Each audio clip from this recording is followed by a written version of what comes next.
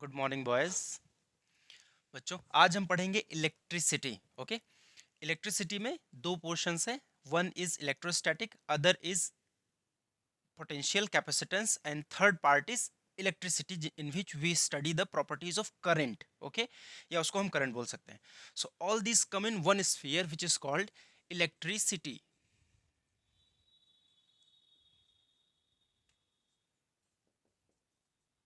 Electricity means, जैसा कि ये वर्ड डिस्क्राइब करता है, it means the city of electrons.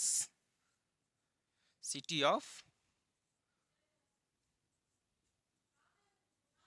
okay, city of electrons. It means whatever we study here, we will study the exchange of electrons. Okay, correct, exchange of electrons or the interaction of electrons. तो हम interaction forces की study करेंगे first portion में।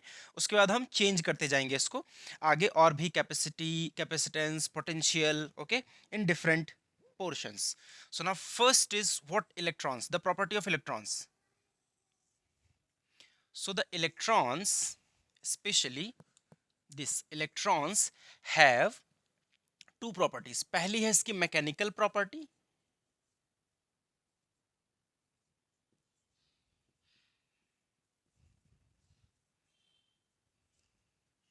Mechanical property which is mass. Okay, and other is its electrical property,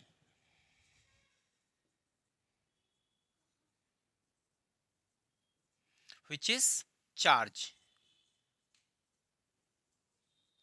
okay, electrical property और mechanical property. तो एक electron जो होता है, इलेक्ट्रॉन या प्रोटॉन, इन दोनों में they carry some mass. Okay, electron, proton, neutron, mass तो तीनों में होता है, but they carry some mass and charge, electron and proton. तो हम जब चार्ज इन इंटरेक्शन होता है किसी एक बॉडी में, जैसे सपोज करो कोई एक मार्कर है मेरा, इस मार्कर में कहने के लिए हमने दो पेयर्स बनाए हैं for positive and negative charge, but basically there is only one charge which is called negative charge, electron. So charge in interaction is electron.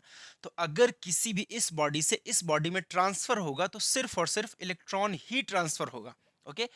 तो charge in interaction, positive charge कभी इंटरेक्ट नहीं होता, positive charge सिर्फ induce होता है। और अगर electrons की डेफिसिट को हम कहते हैं positively charged. If a body is positively charged, it means deficit of electron, deficit of electrons. Okay, if any body or any object is negatively charged,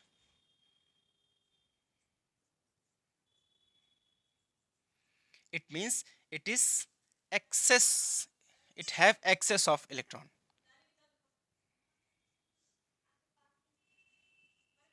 okay, तो चार्ज इन इंटरेक्शन, जो charge transfer हो रहा है आपस में, एक से दूसरे में जा रहा है, that is only electron. Okay, none other charge is getting transported. Okay, तो इसलिए हम इसको इलेक्ट्रॉन्स की बात करते हैं। तो दो प्रॉपर्टीज होंगी इलेक्ट्रॉन्स में, एक तो होगी मैकेनिकल प्रॉपर्टी मास, और दूसरी प्रॉपर्टी होगी charge. In this chapter, in the next 50 to 40 minutes we will study only the electrical property.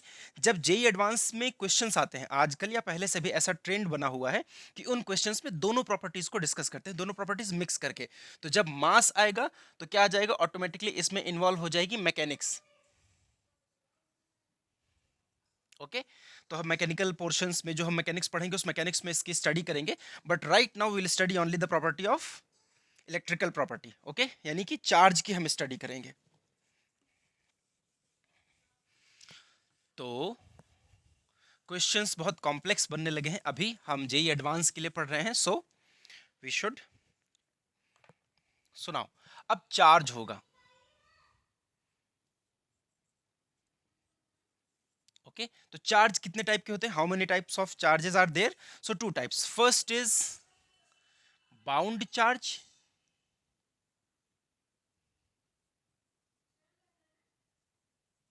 okay, second is free charge. Okay,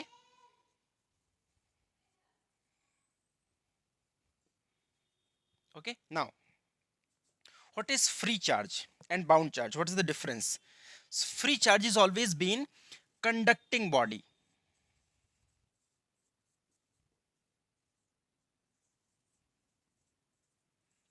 and bound charge will be in insulator, insulator या फिर non conducting body. Okay, सो bound charges जब कोई non conducting body होगी, जो इस दुनिया के हर एक ऑब्जेक्ट में, चाहे ये मार्कर हो, चाहे मेरा स्वेटर हो, आपकी स्किन हो, कंडक्टिंग सरफेसेस हो, मेटल हो गया, हर एक बॉडी में चार्ज ट्रांसफर होता है, बट चार्ज कैरी होता है. बट इन मेटल्स और इन कंडक्टिंग बॉडी में they have property to transfer the charge in the required manner, क्योंकि उन चार्ज उनके सरफेस पे होता है, उनको सरफेस चार्ज बोलता है. अगर ये कंडक्टिंग, अगर ये मेटल का होता तो चार्जेस के सरफेस पे होंगे, तो इसके पास सरफेस ट्रांसपोर्टिंग कैपेसिटी होती है कि सरफेस पे चार्ज को ट्रांसपोर्ट कर सकते हैं. Okay, but in bound charges में अगर इस मार्कर में चार्ज होगा, तो अगेन ये मार्कर अगर न्यूट्रल है, अगर मैंने इसको किसी बॉडी से रब किया तो क्या हो जाएगा, इसमें या तो कुछ इलेक्ट्रॉन्स की डेफिसिट हो जाएगी या कुछ इलेक्ट्रॉन्स इसमें एक्सेस में आ जाएंगे. अगर एक्सेस में इलेक्ट्रॉन्स आ जाएंगे तो that will be called as negatively charged body, और अगर इसमें डेफिसिट हो जाएगा तो पॉजिटिवली चार्ज्ड. ओके, सो उस केस में तो इसमें जो भी चार्ज होगा वो सरफेस पे ट्रांसपोर्ट नहीं होगा, वो पूरी बॉडी के अंदर डिस्ट्रीब्यूट हो जाएगा. ओके, सो नाउ सी, अगर कोई एक स्फीयर है, ये स्फीयर चार्ज्ड है, सपोज नेगेटिवली चार्ज्ड है, ओके, या पॉजिटिवली चार्ज्ड है. पॉजिटिव चार्जेस स्फीयर पे हैं, तो क्या हो जाएंगे, ये पॉजिटिव चार्जेस के सरफेस पे रहने के बजाय अंदर तक डिस्ट्रीब्यूट हो जाएंगे. तो इसको हम क्या बोलेंगे, इसमें क्या बोलेंगे चार्जेस को, surface, sorry not surface, volumetric charge density,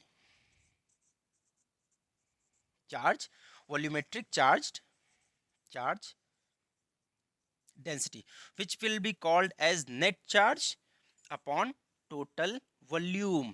So these are called bound charges. ये charges surface के अंदर हैं, इस body के अंदर वॉल्यूम में डिस्ट्रीब्यूटेड है, ये बाहर नहीं है. तो दुनिया की जितनी इंसुलेटिंग बॉडीज हैं या नॉन कंडक्टिंग बॉडीज हैं, उनमें यही होता है कि उनमें सारे चार्जेस अंदर होते हैं, बाउंड होते हैं, नॉट फ्री टू मूव. अगर वो फ्री टू मूव होंगे तो वो बॉडी क्या हो जाएगी, कंडक्टर. ओके, नाउ अब फ्री चार्जेस की हम बात करते हैं. तो फ्री चार्जेस किस में होते हैं, कंडक्टिंग बॉडी में. सो कंडक्टिंग बॉडी में दिस चार्ज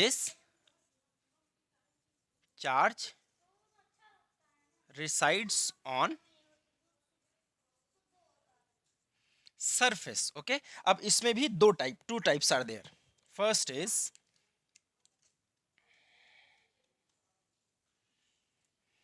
अगर कोई बॉडी होगी, सपोज अब कोई स्फीयर है, और अब स्फीयर वैसा ना होकर के कंडक्टिंग स्फीयर है. ओके, तो इसमें आप कुछ भी चार्ज हम इसको प्रोवाइड करेंगे तो ये क्या हो जाएगा, इसके सरफेस पे ही रिसाइड करेगा, चार्ज कभी भी अंदर नहीं जाएगा. ओके, तो नाउ इस केस में हम क्या बोलेंगे, इसको, इस पे जो चार्ज होगा, सपोज हमने इसको क्यू चार्ज दिया, प्लस क्यू चार्ज दिया, तो in this case this charge will be called as surface charge.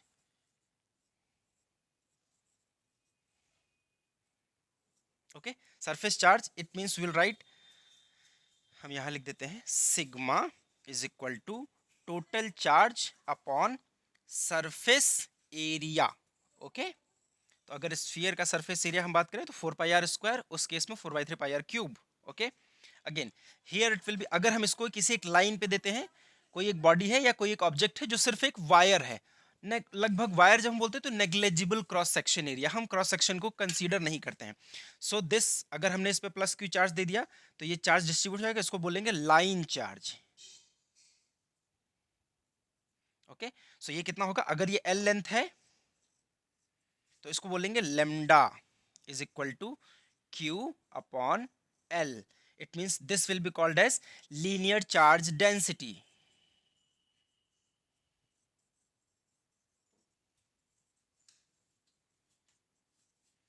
Okay, this will be called as linear charge density.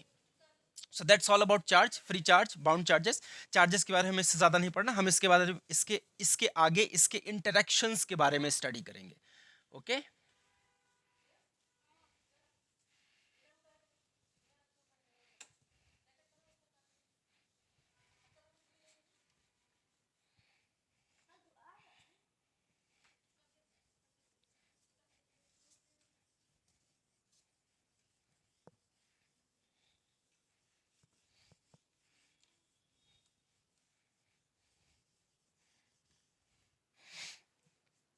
Now again we will study some properties of charge. So अब जब भी electrostatic science, जब इसके बारे में initially study चल रही थी, जब लोग स्टडी कर रहे थे, तो इसको कंपेयर करते थे हमेशा मैकेनिक्स से. ओके, सो फिर से चार्ज की दो प्रॉपर्टीज हमने पढ़ी. तो पहली हम देखते हैं इसको कि चार्ज फंडामेंटल यूनिट क्यों नहीं है. Okay, so first is charge, second is mass. इससे हम कंपैरिजन करते हैं, ऐसे ही कंपेयर करके देखते हैं. Okay, first thing, charge is conserved.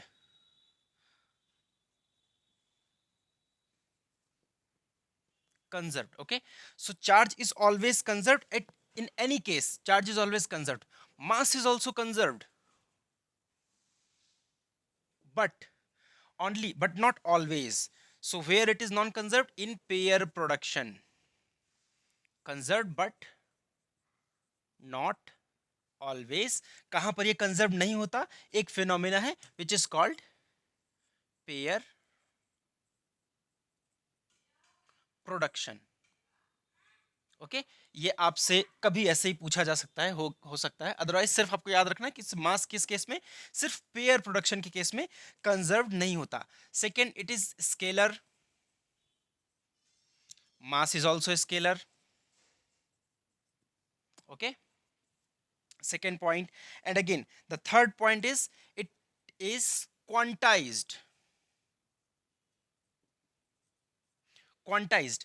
So quantized है, but इसकी minimum quantity we know. If any charge capital Q can only be distributed in plus minus n e, this is what basic charge. यानी कि हम charge में इससे नीचे नहीं जा सकते. इलेक्ट्रॉनिक चार्ज से नीचे हम डिस्ट्रीब्यूट करके नहीं मिल सकता. क्वांटाइजेशन को हम कैसे समझ सकते हैं? जैसे कि अगर आप जिस घर में रहते हैं या एक वॉल है, उस वॉल की सबसे स्मॉलेस्ट यूनिट क्या है? अ ब्रिक. ओके, उस ब्रिक को अगर हम स्ट्रक्चरल यूनिट की बात करेंगे तो उस ईंट से नीचे हम उस ईंट के स्ट्रक्चर को हम नहीं जानते हैं. तो सबसे बेसिक स्ट्रक्चरल यूनिट क्या हुई? ब्रिक. तो वैसे ही अगर हमें 500 कूलम, 600 कूलम कुछ भी चार्ज दिया गया, तो उसको हम हमेशा एक बेसिक यूनिट में मल्टीप्लाई कर सकते हैं. तो ये n क्या होगा? Sorry, always integer. ओके, ये हमेशा इंटीजर होगा. 1/2, 1/3 ऐसा नहीं हो सकता. This is called quantization. Okay, this is the basic property of charge. Again mass is also quantized,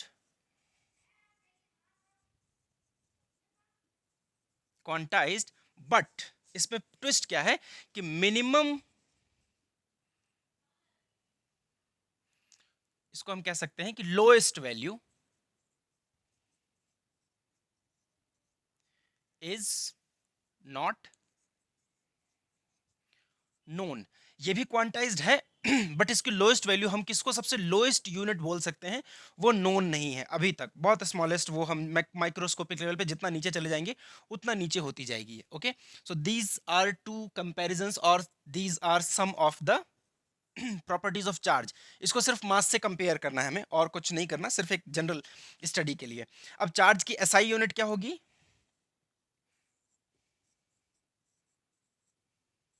SI unit is coulomb. Okay, again अब इसको हम डिलीट कर देते हैं ताकि बोर्ड क्लीन हो जाए. You have to pause the video and note down everything whatever I am making you write. These are the complete notes. Okay, कुछ चीजें जो आपको समझ में नहीं आए, आप उसको अपने टर्म्स में जिस तरीके से आपको अच्छा लगे वैसे आप लिख सकते हैं. Okay, second is 1 farad. 1 farad is equal to 96500 coulomb.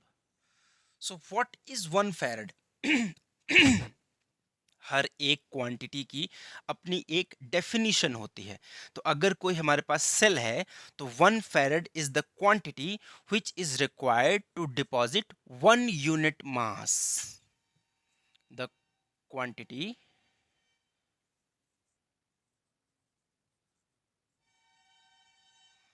Quantity of charge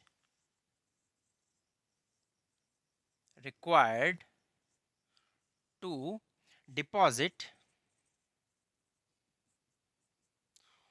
1 gram mass equivalent. अगर किसी भी एक सेल में हम इसको यूज करें तो 1 फेरेड वो क्वांटिटी होती है जिसमें 1 ग्राम मास इक्विवेलेंट डिपॉजिट करने के लिए जितना भी चार्ज चाहिए होता है। Okay,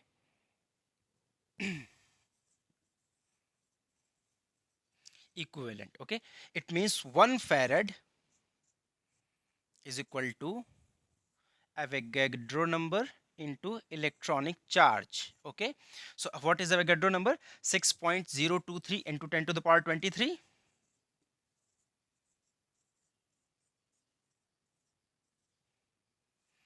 into 1.6 into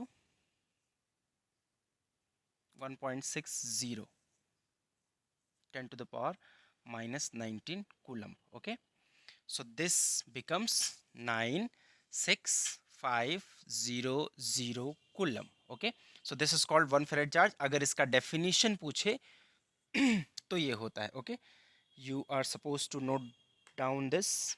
okay,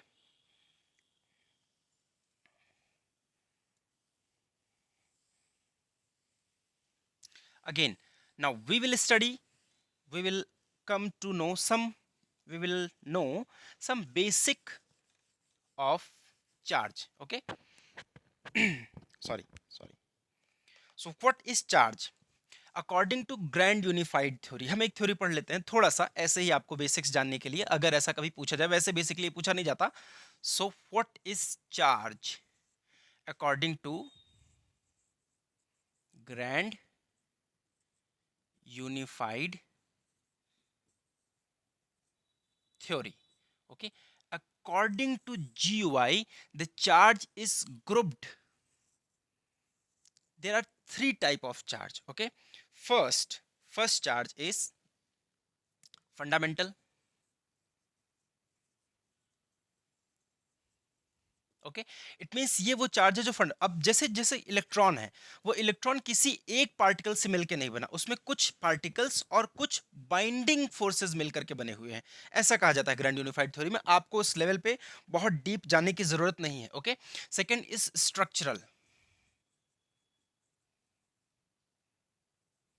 structural charge which is called leptons। Okay, third is binding charge.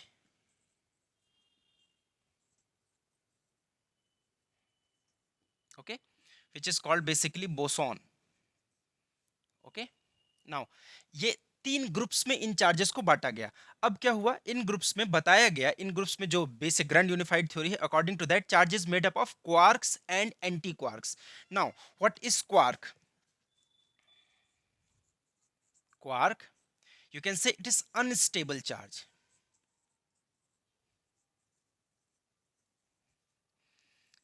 Quark is unstable charge but whose property is structural and color charge। okay, this having unstable charge, having structural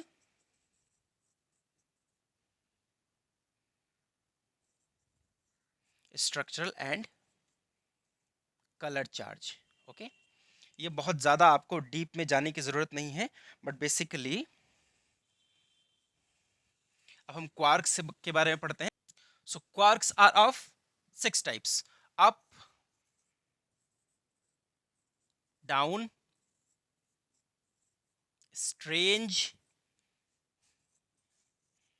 charm, top and bottom. इनमें से सिर्फ ये दोनों आपको जानने की जरूरत है। This will have charge plus 2e/3 and down will have charge minus e/3। Okay, इन्हीं दोनों से मिलकर के हमारे इलेक्ट्रॉन, प्रोटॉन और न्यूट्रॉन्स जो बेसिक चार्जेस हैं वो बने होते हैं। तो गेस गेस करो, या नाउ देखो इसको, electron, okay, proton and neutron, we have 3 particles. Okay, so इसमें से पहला इलेक्ट्रॉन किससे बना होगा? Down, down, down, minus e/3, minus e/3, minus e/3। okay, proton is made up of up, up, down। this will be you can say plus 2e/3, plus 2e/3 and minus e/3 again। now understand, अगर ये neutron है, neutron क्या है, neutral, तो neutral में कौन कौन से चार्जेस चाहिए, so we have -e/3 -e/3 plus 2e/3, इन सब का एडिशन 0 हो जाएगा, इन सब का एडिशन प्लस e हो जाएगा, इन सब का एडिशन माइनस e हो जाएगा। Okay, so now this will be down down up. Okay, ये थोड़े थोड़े कॉम्बिनेशंस हैं, इनको हमें बहुत ज़्यादा डीपली घुस के पढ़ना नहीं है, बट सिर्फ इनको इतना ही समझना है।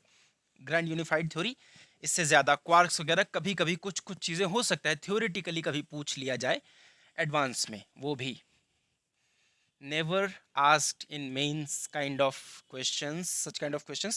Again now एक चीज और, q is never the function of velocity, charge is never the function of velocity, but mass is the function of velocity. पढ़ेंगे हम इसको, इसको पढ़ते हैं m is equal to m naught upon under root, okay, m is equal to m naught upon under root 1 minus V square upon C square, ये एक equation होता है मास का, charge, mass in rest and mass in velocity. तो अगर velocity बहुत बढ़ा दी जाए तो मास हम एक्चुअली कैलकुलेट नहीं कर सकते, तब वो इस फॉर्मूले से कैलकुलेट होता है। So mass is the function of velocity, but charge is never the function of velocity, चाहे वो चार्ज कितनी भी वेलोसिटी से घूम रहा हो, लाइट की वेलोसिटी से या किसी भी अदर वेलोसिटी से, बट वो कभी भी वेलोसिटी का फंक्शन नहीं होगा, जबकि mass velocity, mass will be the function of velocity of n. Okay, now next thing, where is red marker, now हमने चार्ज के बारे में पढ़ लिया बेसिक, इससे ज्यादा बेसिक चार्ज के बारे में ना पूछा जा सकता है, neither it will be asked और not nor you are about suppose to study. Next thing, the charging. Okay, सुना, अब किसी बॉडी को चार्ज करना हो, चार्जिंग के कितने method, how many methods of charging can be there. So first is the friction. दो ऑब्जेक्ट्स को अगर हम एक दूसरे में रब करें, तो जो इनिशियल, जो बहुत बेसिक साइंस थी, जब इनिशियली क्या लगता था लोगों को कि if there is a science, science is only mechanics, the you can से the lightning of thunder, lightning of clouds, lightning comes from cloud thunder's, और लगता था कि जो अगर हमने किसी बॉडी को, ऑब्जेक्ट को फेंका तो वो हमें टच हो गई, इतना ही साइंस है, साइंस विच इज जो मोटा मोटा हमारे डेली रूटीन या डेली लाइफ में विजिबल था। ओके, तो जब लोग इसके नीचे भी स्टडी करने लगे तो उनको ये पता चला कि जब वो बिल्ली की खाल में एम्बर रॉड को रगड़ते थे और फिर दूसरी एम्बर रॉड के पास ले आते तो वो कुछ चट चट के साउंड करते थे। सो yet this science was practically, वो दिख रहा था, but that was not that much tangible science. तो उसके बारे में जब पढ़ा गया तो सबसे इनिशियली इलेक्ट्रिसिटी या इस प्रॉपर्टी की खोज इसी से हुई थी। तो फर्स्ट हम रगड़ते हैं, किसी दो बॉडी को रब करते हैं, तो रब करने से क्या हो जाता है, सपोज करो ये है कोई ऑब्जेक्ट जिसका, कोई ऑब्जेक्ट ए जिसका मास है कैपिटल एम, और यह है कोई ऑब्जेक्ट बी जिसका मास है स्मॉल एम। अब हम इनको आपस में रब करेंगे। ओके, तो रब करने के बाद क्या हो जाएगा, कुछ इलेक्ट्रॉन्स निकल के इस बॉडी में चले जाएंगे, तो जिससे इलेक्ट्रॉन्स निकलेंगे, the body which will be electron deficit, which will become electron deficit, वो क्या हो जाएगी, नेगेटिवली चार्ज। तो इस बॉडी पे नेगेटिव चार्ज आ जाएगा, और जिस बॉडी में इलेक्ट्रॉन्स जाएंगे, सॉरी पॉजिटिव, जिस बॉडी से निकल रहे हैं electron deficit, that will B positive, जिस बॉडी में आ रहे हैं वो इलेक्ट्रॉन रिच हो जाएगी, उसमें इलेक्ट्रॉन्स बढ़ जाएंगे। ओके, एक्सेस इलेक्ट्रॉन्स हो जाएंगे। सो ये है बॉडी ए, ये है बॉडी बी। अगेन, तो जिस बॉडी पे पॉजिटिव चार्ज आया है उसका मास क्या हो जाएगा, m माइनस डेल्टा m, और जिस बॉडी पे नेगेटिव चार्ज आ गया है, यानी कि इस पे एक्सेस इलेक्ट्रॉन्स आ गए हैं, तो इसका मास हो जाएगा m plus delta m। Okay, so this is the first method, method of charging by friction. Okay, तो इस मेथड के एप्लीकेशंस क्या क्या होते हैं, what are the applications of this method.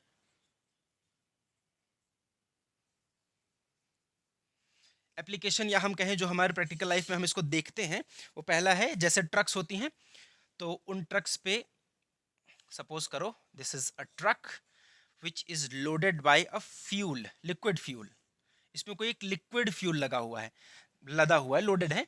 जब ये एयर यहाँ से आती है तो एयर में क्या होते हैं, कुछ पार्टिकल्स इसमें टकराते हैं और कुछ पार्टिकल्स का एक्सचेंज हो जाता है। तो हो एक्सचेंज के अलावा हो सकता है कि फिर ये पार्टिकल्स एक्सचेंज हो रहे हो तो कुछ इंडक्शन हो जाए तो इस पर कोई चार्ज आ जाए, ठीक है। तो ये चार्ज आ जाए, सपोज करो प्लस प्लस प्लस, ओके, कुछ इलेक्ट्रॉन्स को लूज कर दे, ओके, या कुछ नेगेटिव चार्जेस भी। तो यहाँ पर क्या होता है, बहुत छोटी सी आपने देखा होगा ट्रक्स में चैन लगी हुई होती है। वाई? बिकॉज अर्थिंग के लिए। So earth is what, you can say earth is charge reservoir.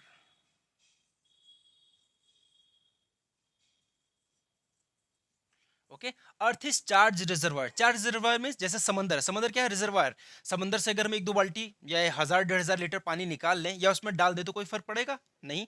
उसी तरीके से अर्थ भी चार्ज रिजर्वायर है।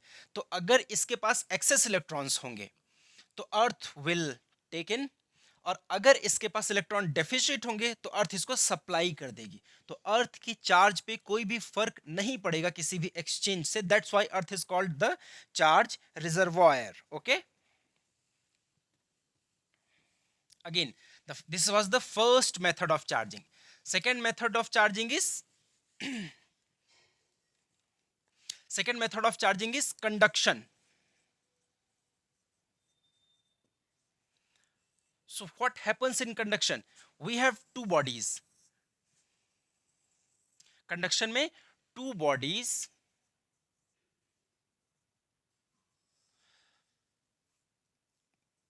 made to touch each other. तो एक दूसरे को ये टच करते हैं जिससे इनमें चार्ज ट्रांसफर्स होते हैं, चार्जेस ट्रांसफर होते हैं। ओके, सो फर्स्ट सपोज करो इन पे कोई चार्ज होगा, इस पे पॉजिटिव चार्ज होगा और इस पे नेगेटिव चार्ज होगा। ओके, कुछ एक्सेस नेगेटिव पॉजिटिव जो भी होगा, या इस पे पॉजिटिव ही मान लो, कोई एक पॉजिटिव चार्ज। ओके, तो क्या हो जाएगा जब हम इसको टच करेंगे। ओके, सपोज करो इसका मास है m, इसका मास है स्मॉल m, इस पे चार्ज है q1 और इस पे चार्ज है q2। ओके, तो जब हम इसको टच करा देंगे तो इन दोनों बॉडीज पे क्या हो जाएगा, इन दोनों बॉडीज का वोल्टेज सेम हो जाएगा। ओके, तो ये दोनों बॉडीज एक दूसरे को चार्ज डिस्ट्रीब्यूट कर लेंगी और उसका जब इनको अलग अलग करेंगे, अब हमने इसको अलग अलग कर दिया।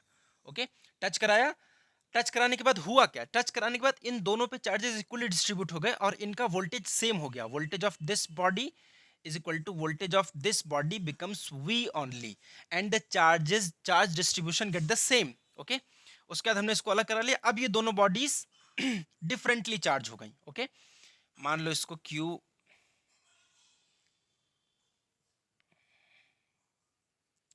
Q1 फाइनल और ये हो गया Q2 फाइनल। अभी हम इसको देखेंगे इसका इक्वेशन। तो फर्स्ट थिंग व्हाट हैपेंस,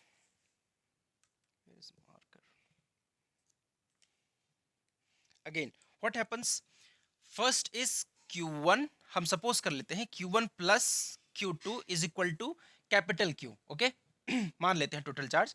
तो अगर हमने लिख दिया V is equal to V1 is equal to V2। Okay, अब जब ये दोनों थे टच हो गए तो V1 is equal to V2 होकर के चार्ज बन गया कुछ वोल्टेज V। तो 1/4 pi epsilon naught Q upon R, Q1 upon R is equal to 1/4 pi epsilon naught Q1 upon R1, Q2 upon R2. This got cancelled out.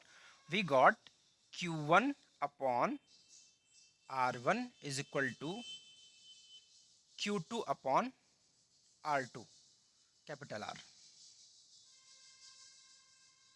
Okay, we got, this is equation number 1, this is equation number 2।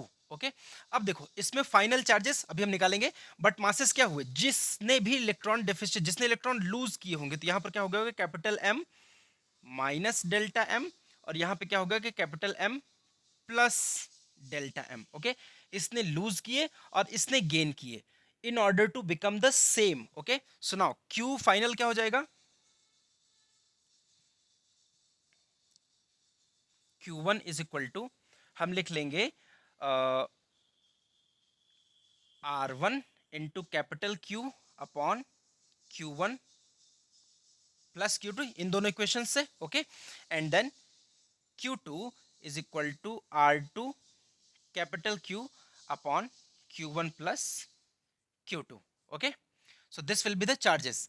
तो अब ये दोनों charges जब ये दोनों मिलकर के एक हुए तो सिर्फ इसमें एक डिफरेंस आया, Q1 plus Q2 is equal to capital Q, and we got these charges. So this is the charging by induction. तो अगर हमसे कहा जाए कि दोनों चार्जेस, दोनों पे चार्जेस कुछ 7 कुलम है, ओके, और उनका रेडियस आपको दिया जाए और फर्स्ट बॉडी पे इनिशियल चार्ज दिया जाए, सेकंड बॉडी पे इनिशियल चार्ज दिया जाए, तो फाइनली इसका क्या हो जाएगा, ये फाइनल चार्ज लिख लो, okay. So this will be the final charges on the body, okay.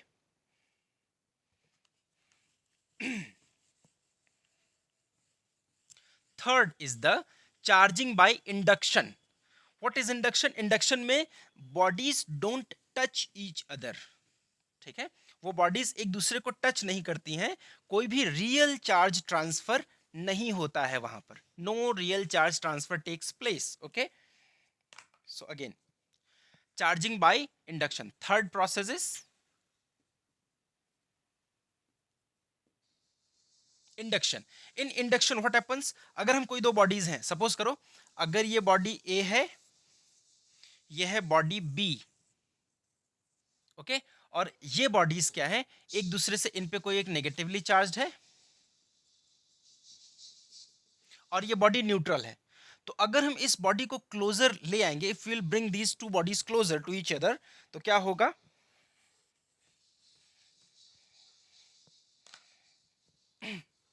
Again, अब क्या होगा, ये जो नेगेटिवली चार्ज है ये इसके पॉजिटिव चार्जेस को अट्रैक्ट करेगा, तो इसी बॉडी में यहां पर पॉजिटिव चार्जेस अट्रैक्ट हो जाएंगे और यहां पर नेगेटिव चार्जेस आ जाएंगे,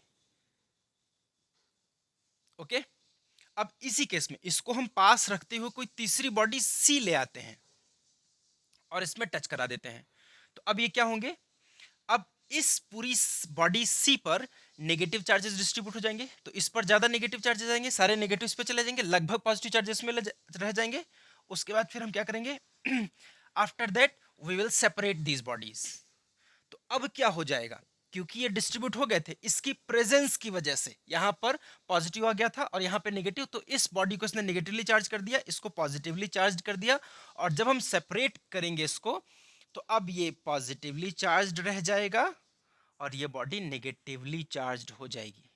तो चार्जिंग बाय इंडक्शन, हमने इसको, इसने यहां पर चार्जेस इंड्यूस किए इस इन दोनों बॉडी पर और हमने इसको सेपरेट कर दिया और we got two charged bodies. But अगर हम बेसिकली किसी बॉडी को टच ना कराएं, एक इस बॉडी को इसमें टच कराए बिना हमने चार्ज किया, तो it means no charge transfer involved, okay, कोई भी चार्ज का ट्रांसफर इन्वॉल्व नहीं हुआ, ओके। अगर चार्ज का ट्रांसफर इन्वॉल्व नहीं हुआ, इसको एक इक्वेशन होती है चार्ज ट्रांसफर की, Q dash is equal to Q1 - 1 upon K, okay. What is K, अगर कोई बॉडी है, अगर वो बॉडी एक दूसरे के टच में नहीं है, तो वो इस तरीके से चार्ज ट्रांसफर करेंगी। अब ये किस पे डिपेंड करता है, के इज व्हाट, के is dielectric constant of medium,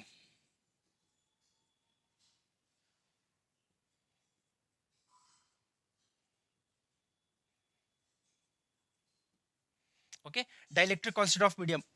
अगर अगर Q इन्वॉल्व होगा, अब ये क्या है, अगर चार्ज ट्रांसफर होगा, अगर बॉडी किसी एक ऐसे मीडियम में रखी है जो कि इंसुलेटर नहीं है, मान लो इसके बीच में हमने कोई एक ऐसा मीडियम कर दिया जो कि परफेक्ट इंसुलेटर नहीं है, तो क्या होंगे, तब चार्जेस ट्रांसफर होंगे। बट अगर ये perfect, in case of air, for air, के एयर इज इक्वल टू 1, तो यहां पर जब हम वैल्यू 1 रखेंगे तो क्या हो जाएगा, Q dash will be 0, Q dash means charge transferred, अगर इस पे कैपिटल Q है तो चार्ज ट्रांसफर्ड क्या हो जाएगा, 0, वाई, बिकॉज दिस इज 1, 1 अपॉन 1, 1, 1 माइनस 1 0, इट विल बिकम 0। तो अगर ये के एयर इज इक्वल टू 1 है, तो ये क्या है, 1, यानी कि एयर क्या है, परफेक्ट इंसुलेटर, ओके।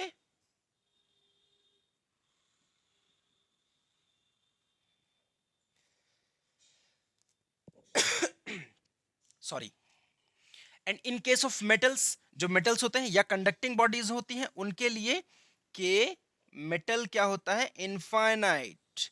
तो सपोज करो अगर इसके बीच का मीडियम मेटल होता कोई, अगर ये दो ब्रास के बॉल्स हैं एक मेटल के अंदर रखे हुए हैं, आयरन के अंदर, सपोज करो इसके अगल बगल आयरन मेटल है, तो आयरन का क्या होता है, इनफाइनाइट। वन बाय इनफाइनाइट क्या होता है, zero. One minus zero zero, यानी कि Q dash equal to Q, complete charge transfer हो जाता।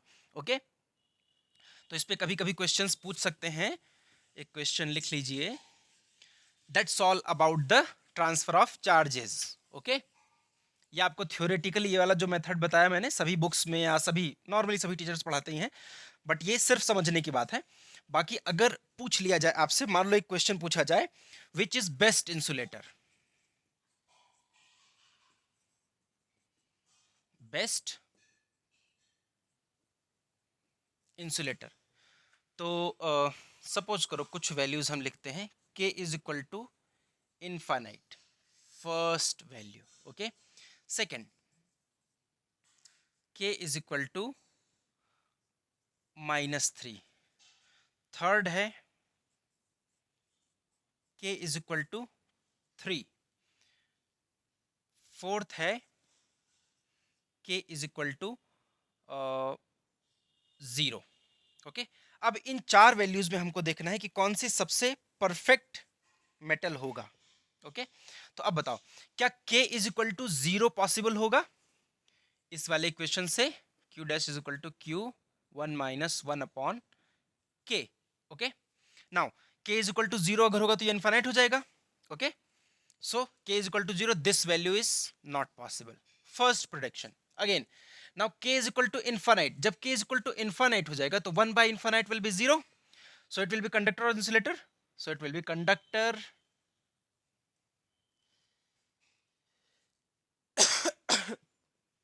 now अब k जब नेगेटिव होगा, जब ये वैल्यू नेगेटिव होगी, तो ये जनरल केस नॉर्मली हमारे सामने पॉसिबल नहीं होता है, या आपने कभी भी पढ़ा होगा मीडियम के बारे में, आगे हम डाइलेक्ट्रिक कांस्टेंट्स के बारे में भी पढ़ेंगे, तो ये केस पॉसिबल नहीं होता। अगर ये पॉसिबल होता है तो सिर्फ किस केस में, इसको बोलते हैं प्लाज्मा के केस में, negative value of the dielectric constant.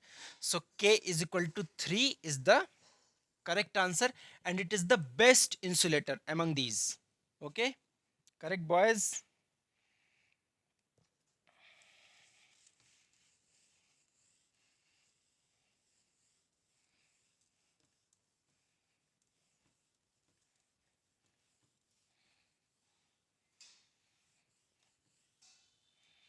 So there is one more topic after this, हम पढ़ते हैं चार्ज,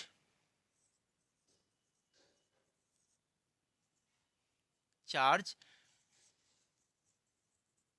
स्टोरेज, या फिर हम इसी को बोलते the charge leaking capacity.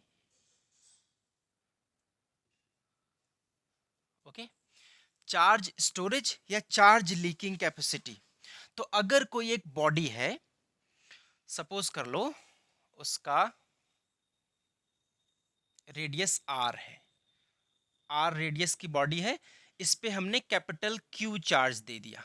Okay, ये एक स्फेरिकल बॉडी हम मान लेते हैं, स्फेरिकल या फिर एक circular body, body with circular cross section, और हम सिर्फ इसके एक सर्कुलर क्रॉस सेक्शन को ही मान लेते हैं कि हम स्टडी करते हैं। ओके, तो इस केस में क्या होगा, फिर से surface charge density, since it is a conductor, so surface charge density, volume charge density कहाँ आएगी, सिर्फ और सिर्फ only in the case of insulator. So this will be equal to Q upon 4 pi r square। Okay, so this is spherical body, 4 pi r square, this is the sigma।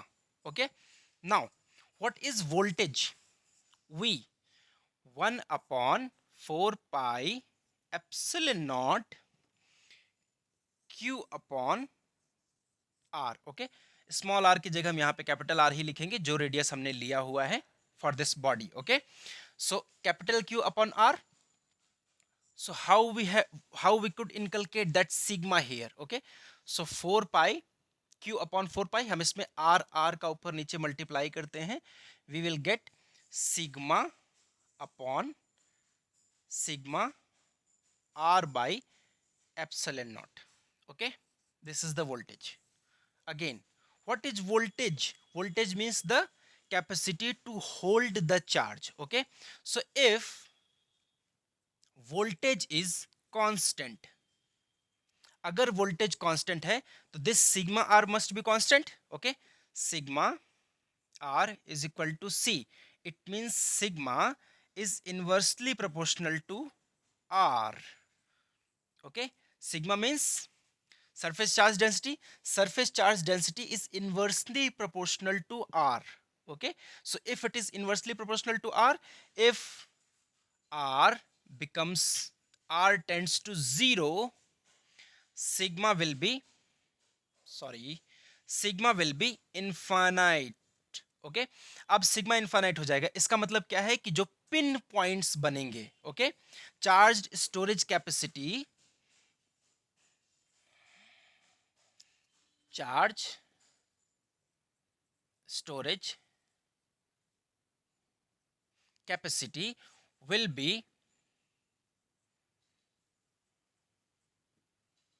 maximum at sharp points. Okay okay? इसका application कहाँ होता है? जो हमारे घरों में पुराने time में मंदिर होता था, ओके okay? मंदिर पे एक त्रिशूल लगाते थे। त्रिशूल क्या होता था? वो 3 पिन पॉइंट्स होते थे। तो अगर कभी बिजली गिरती थी तो इन 3 पिन पॉइंट्स का जो रेडियस है दैट इज ऑलमोस्ट 0। तो अगर ये रेडियस 0 है तो इसकी चार्ज स्टोरेज कैपेसिटी सबसे ज्यादा है। तो कितना भी चार्ज आता था ये सक्शन करके नीचे, आजकल बिल्डिंग्स में अर्थिंग होती है तो ऊपर पिन पॉइंट लगाया जाता है। और इसका एक और एप्लीकेशन है, जैसे इसको नोट कर लीजिए, जो एरोप्लेन के व्हील्स होते हैं, एरोप्लेन के व्हील्स बहुत महंगे आते हैं, डिफरेंट इंजीनियरिंग में डिज़ाइन होते हैं। आप लोग कभी इंजीनियरिंग में जाएंगे तो ये सब you will have to study. तो ये पिन पॉइंट्स, बहुत सारे छोटे छोटे उसमें पिन पॉइंट्स होते हैं। ओके, तो जब तक एरोप्लेन नीचे होता है, एरोप्लेन में ट्रक की तरह तार लटका के अर्थिंग करने की हमारे we don't have that facility. So what we do, we apply some very sharp sharp pin points on the periphery of this wheel. Okay, तो जब तक वो डेंसर एनवायरनमेंट में होते हैं तब तक व्हील्स बाहर होते हैं, और ये इलेक्ट्रॉन जो भी उस पर ड्यू टू फ्रिक्शन जो चार्ज आता है उसको ये लीक कर देता है एनवायरनमेंट में, क्योंकि इनके पास सबसे ज्यादा कैपेसिटी होती है शार्प एजेस पे, शार्प पॉइंट्स पे। Okay,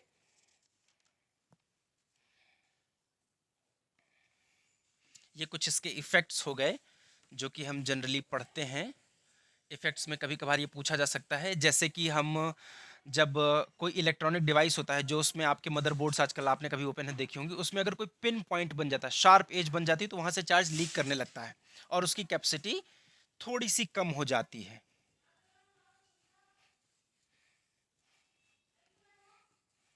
okay, now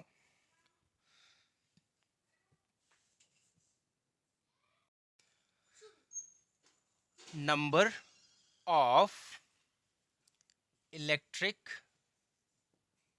field lines is directly proportional to Q, first thing, and number of electric field lines also inversely proportional to 1 upon epsilon naught. What is epsilon naught? This is permittivity. For free space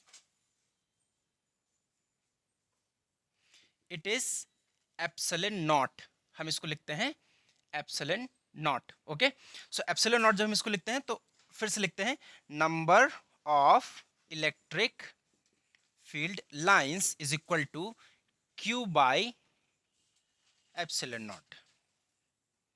okay, तो किसी एक free space से कितनी electric field lines निकल रही हैं उसमें हम करते हैं charge enclosed upon epsilon not. अब एक होता है सॉलिड एंगल। ओके, जैसे कोई एक स्फीयर है, इस स्फीयर से अगर हम यहां से अल्फा एंगल पे अगर हम लेते हैं, सो अगर हम अल्फा एंगल पे लेंगे तो इस पूरे सरफेस को हम बोलेंगे solid angle. Okay, the solid angle is equal to 2 pi 1 minus cos alpha. So the solid angle involved in this alpha angle is called 2 pi 1 minus cos alpha. अभी इसकी जरूरत पड़ेगी हमें।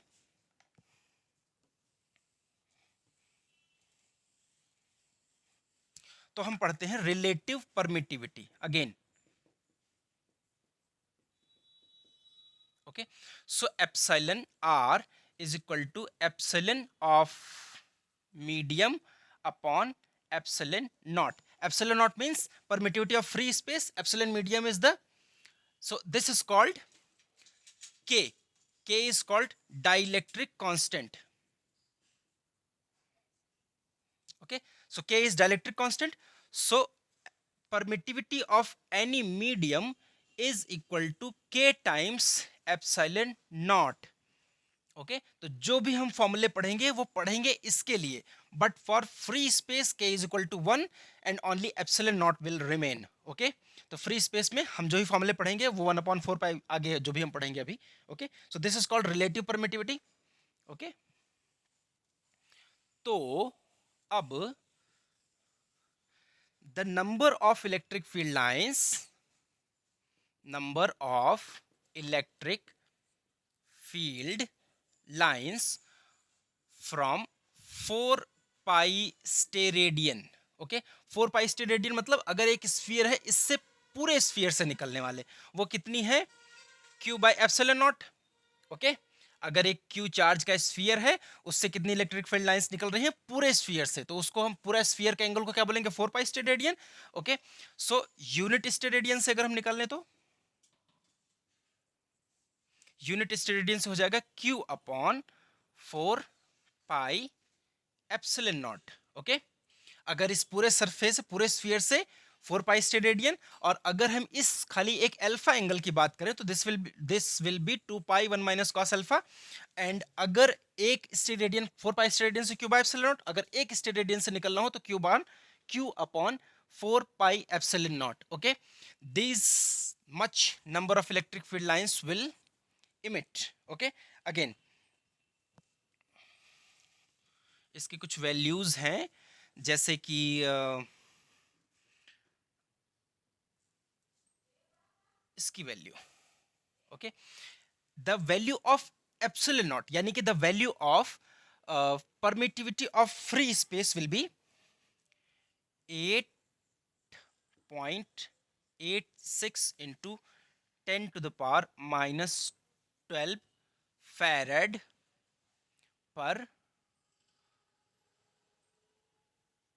meter. Okay, okay,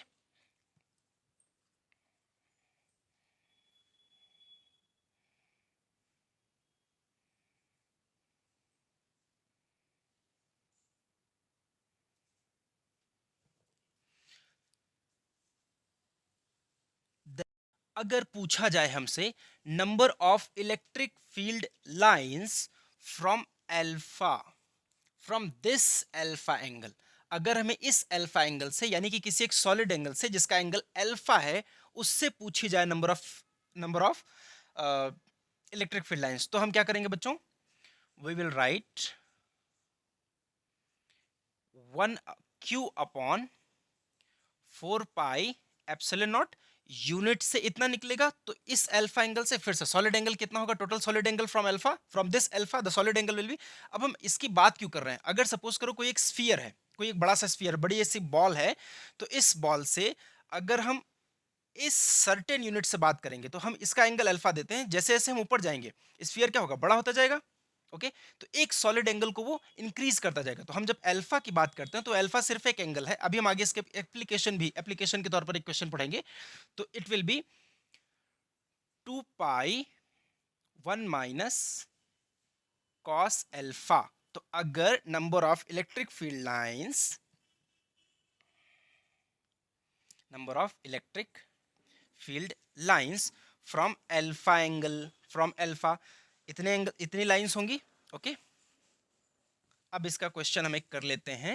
ये questions कभी कभी पूछता है, बेसिकली ये आपको बुक्स में कम ही मिला करते हैं ऐसे टॉपिक्स, बट आप समझिए. Now understand where is marker. Okay, suppose this is any charge q, positive charge, this is a negative charge. Okay, यहां से निकला, इस एंगल को बताया इन्होंने alpha, this angle they told beta. Okay, और इसका कुछ वैल्यू रख दो q1 Q2, ओके। इसको दे करके आपसे पूछा जाएगा, तीन वैल्यूज गिवन होंगी, आपसे बीटा या अल्फा पूछा जाएगा, ओके। फिर से तो आप क्या लिखेंगे, number of electric field lines ejected from Q1, जितनी फील्ड लाइंस यहां से निकलेंगी उतनी ही वहां पे सिंक करेंगी, okay. So the number of electric field lines sink at sorry sink at Q2, okay. तो अब हम क्या लिखेंगे,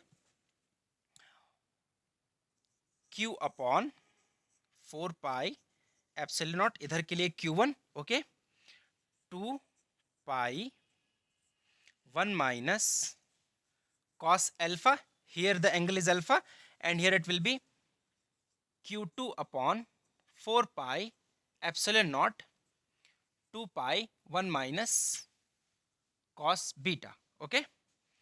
अब इसकी हम कैलकुलेशंस ऊपर कर लेते हैं, तो यहाँ पर 2 pi cancel out, 4 pi epsilon not भी कैंसिल हो जाएगा। You will write Q1 1 minus cos alpha is equal to Q2 1 minus cos beta, okay. Again 1 minus cos alpha can be written as 2 sin square alpha by 2 cos 2 theta के फॉर्मूले को हमने use किया है यहाँ पर, Q1 Q2 2 sin square beta by 2, okay. So now the 2 will got cancelled out, again sin square alpha by 2 divided by sin square beta by 2 is equal to Q2 by Q1, okay. Again sin alpha by 2 upon sin beta by 2 is equal to under root Q2 by Q1. This relation you will use in such kind of questions, okay. तो ऐसा एक question आप homework के लिए लिख लीजिए, consider this alpha 45, this beta 60, this Q1 is equal to 4 microcoulomb. You are supposed to find Q2, okay. Note down this question.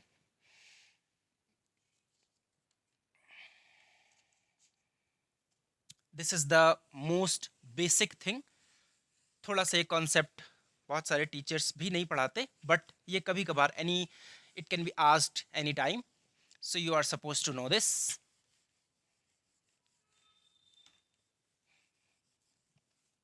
Such kind of questions or such topics are only considered for JEE advance. Mains में ऐसे questions बहुत rarely आते हैं या नहीं आ सकते. If they will ask it in JEE advance only. So next is Coulomb's law.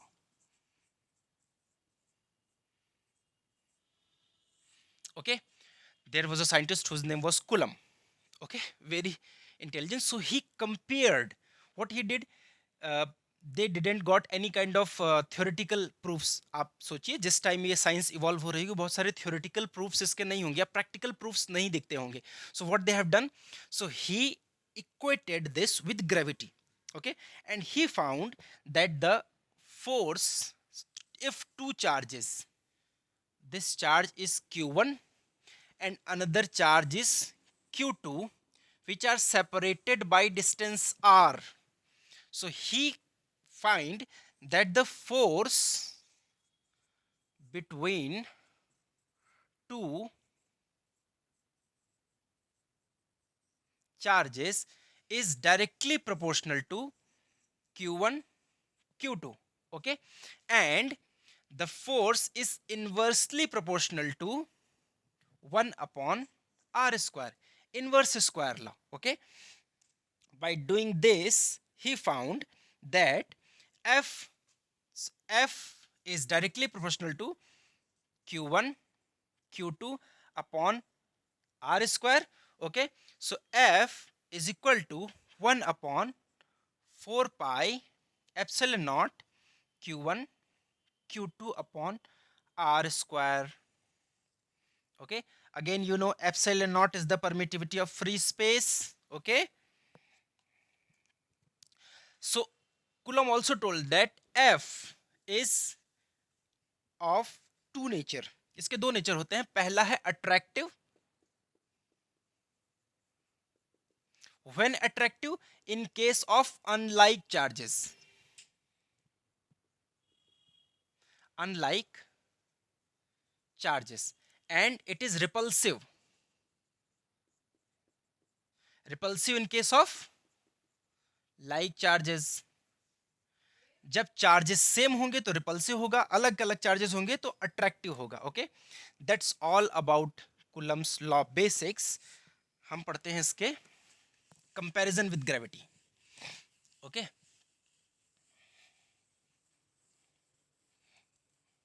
so now we studied two forces. Where is marker?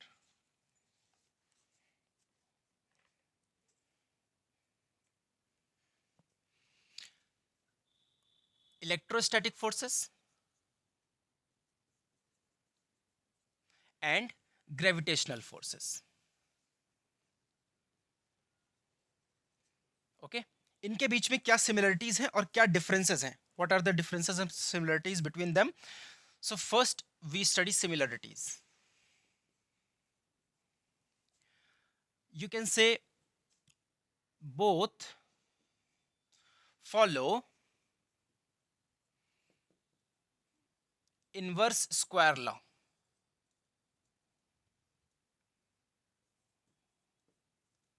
Okay, both follow inverse square law. It means just as we move the particles apart either to masses or to charges, so the distance is inverse, the forces become inversely proportional to the square of the distance between them.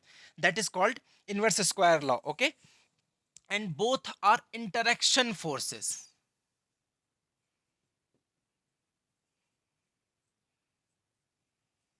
Okay, it means it is interaction. The gravitation is interaction between two masses, and the electrostatic forces are interaction between two charges. Okay, second, both are conservative in nature.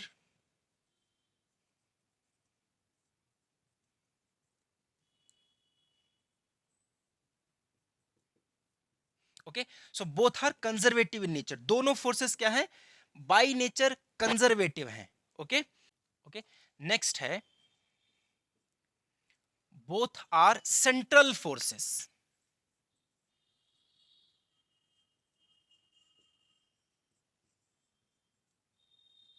यानी कि ये एक दूसरे के centre के बीच में ही लगते हैं. ओके, फोर्थ है both follow the law of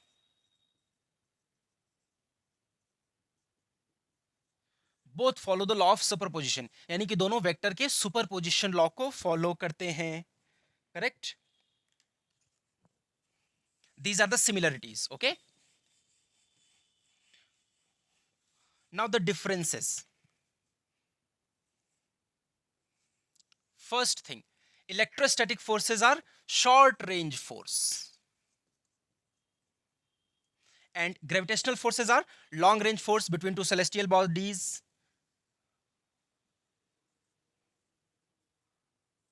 okay, gravitational force में अर्थ और सन एक दूसरे के ऊपर कोई ना कोई ग्रेविटेशनल फोर्स लगा रहे हैं, लॉन्ग रेंज है, बट क्या नजदीक में हमको फोर्स फील होता है इन दोनों के बीच में?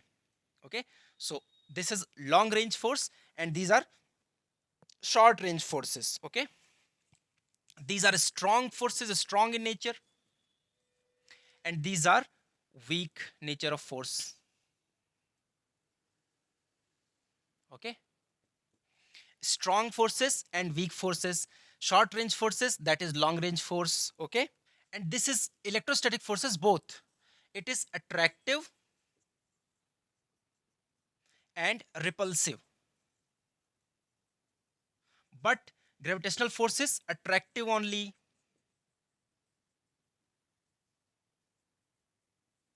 Okay, and one more difference is what? electrostatic forces, we say that electrostatic forces are medium dependent.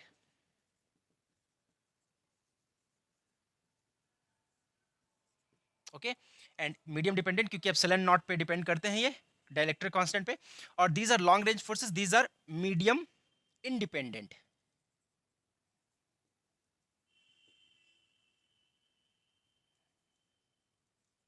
Okay, so these are medium independent, these are medium dependent.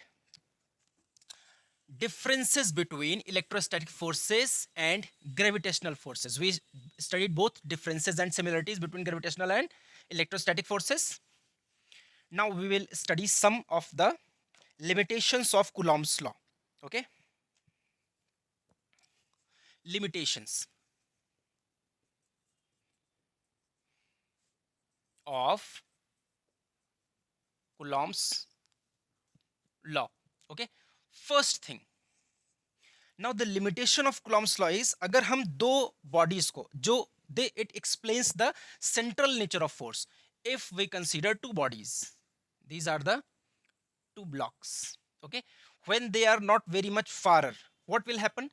It explains according to Coulomb's law. This is the R. Suppose this body is positively charged and this body is negatively charged. Okay, but actually what happens when these body become closer to each other, so actually it induces, so this is positive, the most of the positive charge will be induced nearer to this and the negative charge induced here. Okay, again, so think what will be R effective. R effective will become less than the assumed charge. Okay, so R effective is less than R real. Okay, so again now see F real and F effective. So if this is a smaller, F effective will become greater than F real. Okay, if it will become closer, again agar ye dono bodies, if these two bodies will be of same charge, will have same charge, suppose this is positive and this two carry the positive charge. Okay, so if both carry the positive charge, what will happen? Most of the positive charge will repel each other and it will become it will accumulate little bit farther from the body. So R effective will increase. So in this case, R effective is greater than R and the F effective will be less than FR. Okay, F effective will become less than real force. Okay, correct, you understood? So this is the first limitation of the Coulomb's law, that it is applicable only for point charges.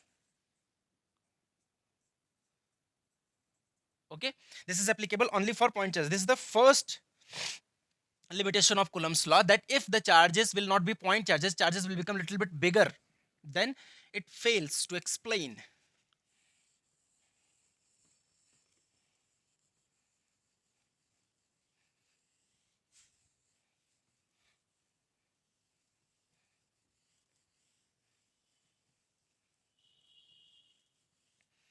Coulomb's law. अगर हम किसी एक body को, second, applicable only for two different bodies. Okay, so we can say that not applicable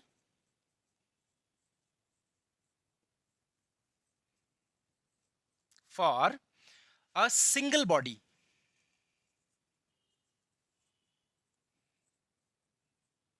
Single body divided in two parts.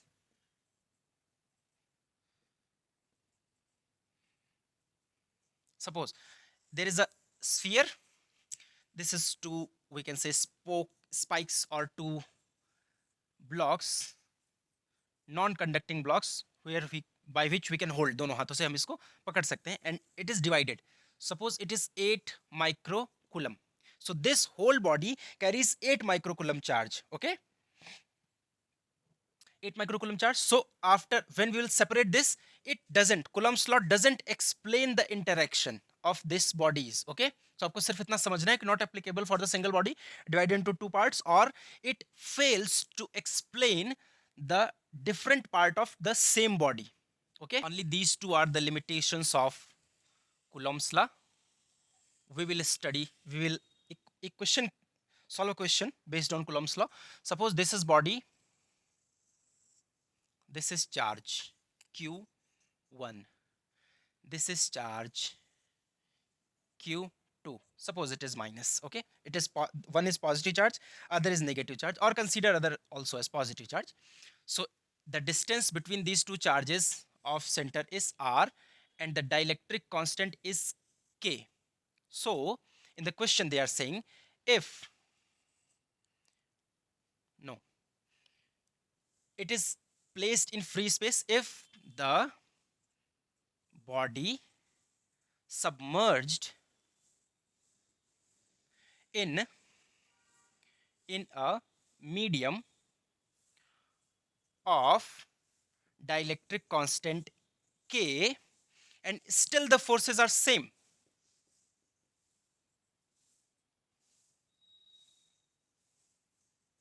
So find R medium.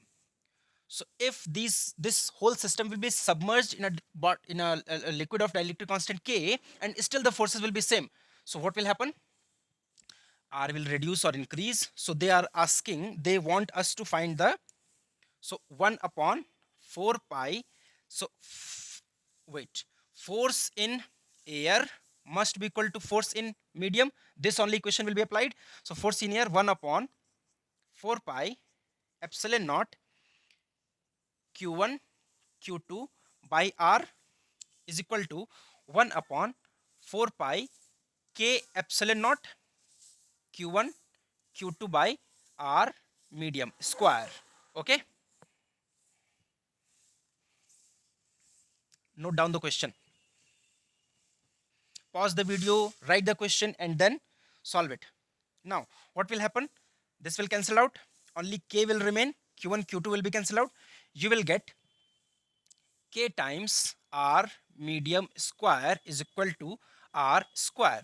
So R medium is equal to R air upon under root K. This will be the answer. Okay, this is basic question. And now since you are going to study for JEE Advanced, we are here for JEE Advanced class, so basic questions you will solve. Basic questions giving the sum value of Q1 Q2 and R some conditions. These are some conditional question I am giving, which are not that much easy. Okay, if very basic, very easy numerical questions will not be tough to you to solve. Okay, so thanks for joining the class. We'll meet in next class.